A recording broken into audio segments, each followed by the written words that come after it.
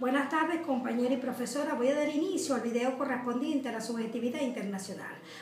Aquí voy a desarrollar la parte de todos aquellos sujetos que tienen derecho en el ámbito del plano internacional. Cómo se desenvuelve, qué ha hecho para que cada uno de estos sujetos que hacen vida a nivel internacional cumplan con sus deberes y obligaciones para la defensa de cada una de las naciones y de la población a la cual ellos están representando. Nosotros tenemos que en la subjetividad internacional son aquellos sujetos, ¿verdad?, que son titulares de derechos y obligaciones según el ordenamiento jurídico internacional. Nosotros podemos verlo desde dos puntos diferentes, que tanto es el psicológico como el jurídico.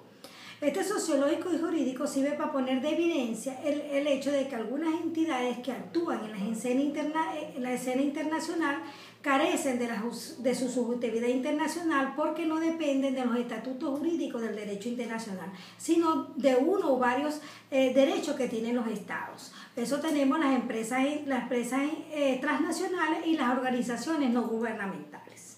Nosotros tenemos en primer lugar que todos estos sujetos que se desenvuelven en el plano internacional son aquellas personas, ¿verdad?, o aquellas entidades que son destinatarias o titulares de derechos y deberes que vienen dependiendo del derecho internacional, que tienen una capacidad para ejercer y hacer cumplir todos estos normativos en el plano internacional.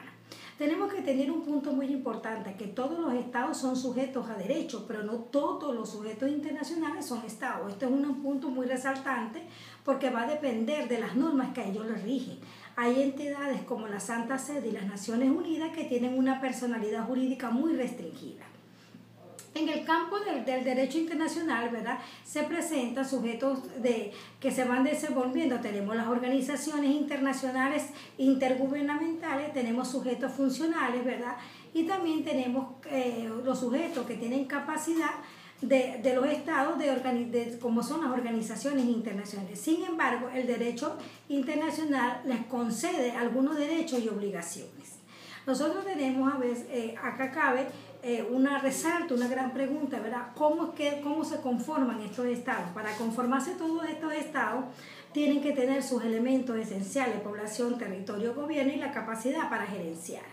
En este sentido, el sujeto del derecho internacional tiene todas sus relaciones internacionales, puede responder normalmente y con su patrimonio material de los compromisos que libremente haya contraído. Cada país, cada estado contrae unos compromisos que ellos tienen que responder ante el ámbito internacional por esto.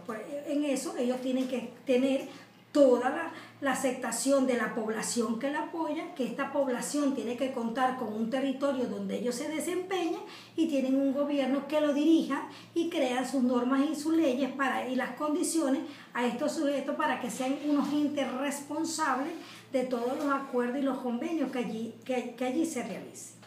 Nosotros tenemos un punto muy importante, que también está la nación. La nación también juega un papel muy importante, aunque no es sujeto de derecho porque no cuenta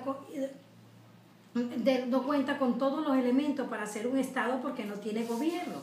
En lugar del gobierno tiene un fin predeterminado, ¿verdad?, que existe como un sentimiento histórico, religioso y étnico que le es muy difícil a veces precisar. Este sentimiento ideológico y étnico que nos caracteriza en la parte de la nación no se puede precisar con exactitud.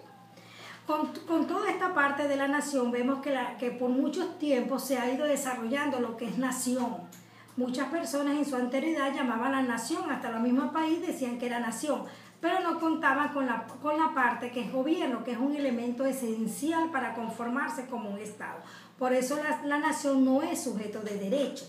Ahora, en este ámbito donde se desarrollan los estados y los sujetos de derecho, existe también el principio de autodeterminación de los pueblos, que quiere decir cuando ellos persiguen su propio desarrollo económico, social y cultural, y ellos están libremente de acuerdo con el principio de igualdad, donde ellos se esfuerzan porque todos tienen que ser igual. Es el derecho de un pueblo de decidir de sus propias formas de gobierno, o sea, ellos escogen quiénes son sus gobernadores, son libres de elegir quiénes los van a representar. Con este principio de autodeterminación nace el federalismo, que es una doctrina política que busca, ¿verdad?, una entidad política, busca organizarse, ¿verdad?, en estados, asociaciones, agrupaciones o sindicatos. Estos se asocian de manera tal que para conservar cierta autonomía, ya que algunas competencias les pertenecen exclusivamente.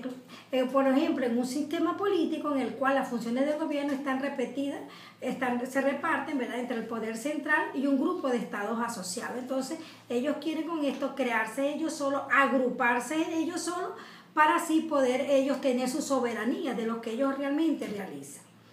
El federalismo es la creación, por eso que ellos constituyen sus instituciones, procesos que permiten alcanzar una unidad política que acomode y aumente la diversidad, ¿verdad?, en lo cual ellos reina su democracia y entendida como un gobierno del pueblo, que significa que es su autogobierno. Después de vemos el federalismo, ¿verdad?, cómo las personas se crean en instituciones y en agrupaciones, existe el reconocimiento que se establece en una entidad que reúne todos los caracteres de un Estado independiente. Lo normal sea reconocida como tal por los estados existentes. Cada uno de los estados tiene que ser reconocido por los otros para que ellos declaren o admitan tácitamente que se consideran como Estado. Por eso nosotros tenemos la Santa Sede, que tenemos antes del Tratado de Letrán y después del Tratado de Letrán. Anteriormente la Santa Sede no contaba con un territorio propio. La Santa Sede era la suprema autoridad de la Iglesia Católica. El Papa no era solamente el jefe supremo de la Iglesia Católica, sino también el soberano del pueblo.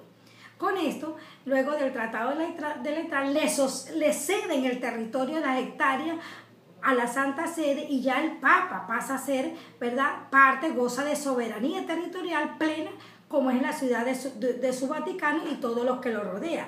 La Santa Sede también actúa en el plano internacional en virtud con un doble título, primero como Supremo de la Iglesia Católica y después como Supremo de la ciudad del Vaticano. La Santa Sede también forma parte de los tratados internacionales e intercedes entre los pueblos para llegar a un arreglo, un acomodo cuando existen diferentes conflictos. Muy buenas tardes.